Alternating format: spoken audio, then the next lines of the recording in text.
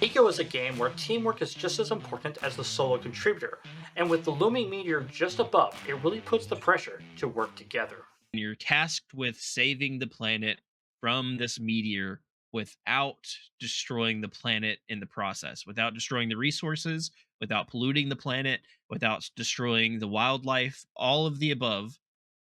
But you have to save it from the meteor in that process. And you have to do all of that through taking professions. Professions aren't just the surface level professions or class systems or whatever we've seen with skills in the past video games. Eco really goes into professions in quite a in-depth way, but it doesn't feel like it's forced grind. It doesn't feel like I have to rely upon somebody so much that I can't actually do anything without them being around. Like when we first started, we only start with a tent and some basic stone tools, a basic simple stockpile, and some of the beginning professions that we're able to take are lumberjack, miner. The harvesting falls in the farmers category. Like the first bit of experience you get for farming, I think, is in harvester. It might be survival, but you're right that we start off very basic and you have to take these very early skills. I think you have access to everything in the beginning, but it doesn't do you good to take like the new skill smithing that they just added, the new profession. It doesn't do you any good to take smithing right away because you don't have anything to smith until you have somebody that takes the profession mining, because you're just going to be wasting your time and experience mining if you don't have that profession. Because one of the things that eco does well is your profession matters in what you do.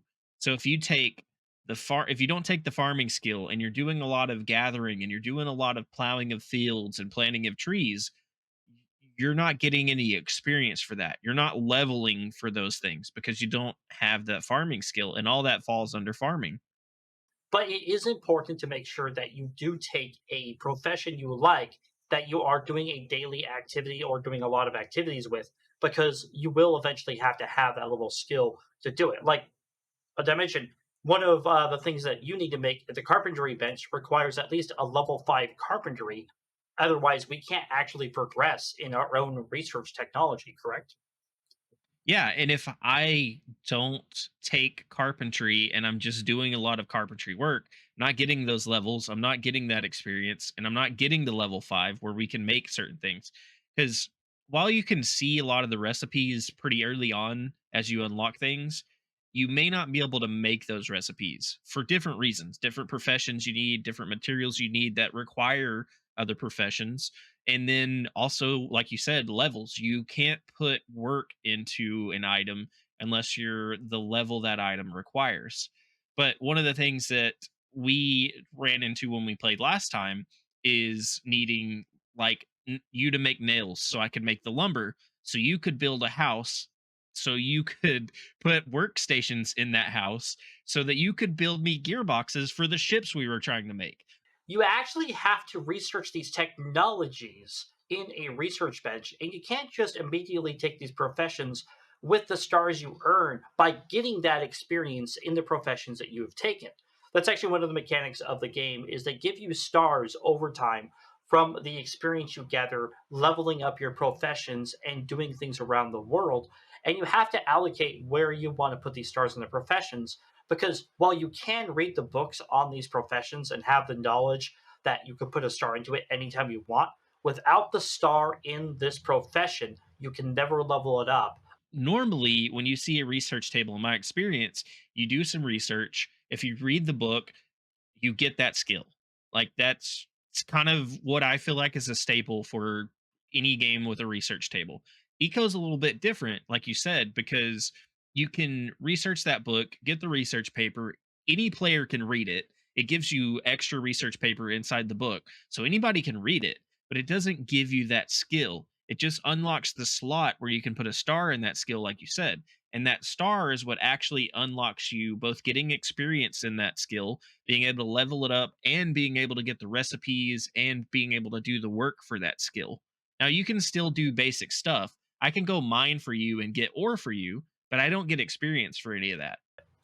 The other cool thing about the whole profession, and we touched about this in the very, very beginning, is you rely upon other people. and you rely upon other people in a very, I would say, intuitive way. It feels like you're part of a community and you're actually benefiting one of each other. And the best part about this entire situation is that while I was waiting for you to create the lumber and while you were waiting for me to create the nails, I had like four other things that I could do, and you had other things to do while you're waiting for me to make the nails. We were never stuck standing around waiting for one or the other person to do it. And this game is meant to be played with larger groups of people, like 10 to 20 people. So you can imagine when we have like three or four carpenters working on stuff, and we have people building houses, and we have people blacksmithing and smelting and building boats, and so on and so on, making clothing, etc.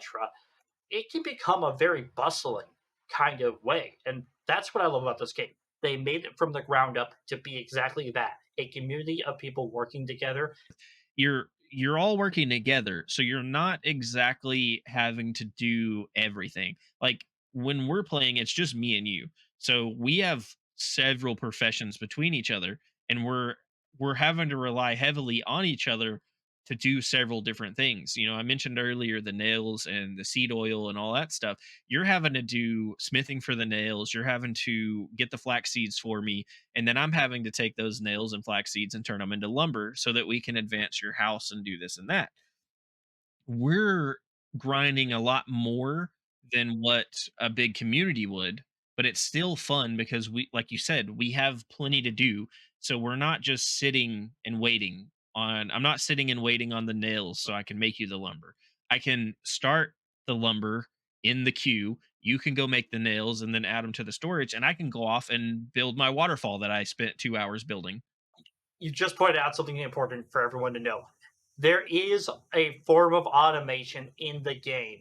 When Dimension was queuing the lumber, once he had all the materials, he did not have to stand there and craft the lumber. He was able to put it into a queue, walk away. There's a timer in the upper right hand corner telling him how long it's going to go. If he runs out of resources or something else happens, maybe the storage is full, he's able to get a little grayed out icon that tells him he needs to go check on his work. So you're not stuck at your profession workbenches. I'm not stuck out there hammering 300 nails, although I think that would be really cool to see. But the automation makes the grind even less of a problem because you're not always stuck at the same place, which means you can do exactly what I said earlier, go and do other tasks while you're waiting for materials to be made or built or et cetera, et cetera, et cetera. I have to say, one of my most favorite professions in the game, and it's one of the most earliest professions you can get, is mining. Mining in this game just feels so fulfilling. You always take the mining and the smithing. No matter how many times you say I'm not going to do it this time, you always end up with mining and smithing. That's always your thing for some reason.